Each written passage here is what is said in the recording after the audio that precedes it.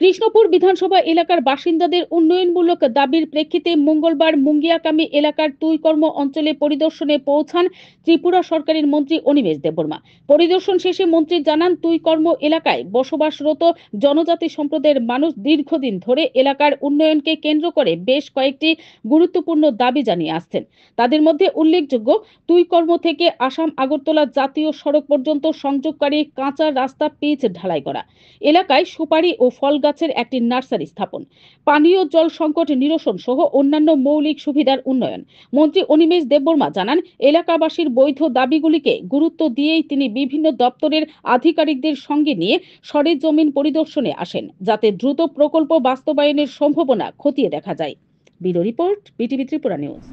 আগে এখানকার আমাদের যারা গ্রামবাসীরা রয়েছেন ওনারা গেছেন আমার কাছে যে মুঙ্গিয়াকামীর তেইকর্ম এলাকায় ন্যাশনাল হাইওয়ে এবং তেইকর্মর মধ্যে যেটা সড়ক আপনারা দেখলেন, এই সড়কটা পিচের রাস্তা কবে নাগাদ হবে।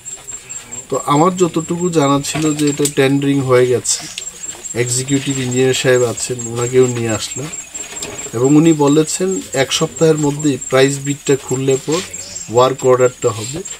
7 কোটি টাকার উপর তার খরচা হবে এবং এই কাজটা হবে। তো গ্রামবাসীরা খুব আনন্দিত এবং সরকারকে ধন্যবাদও দিয়েছে যে এত বড় একটা কাজ।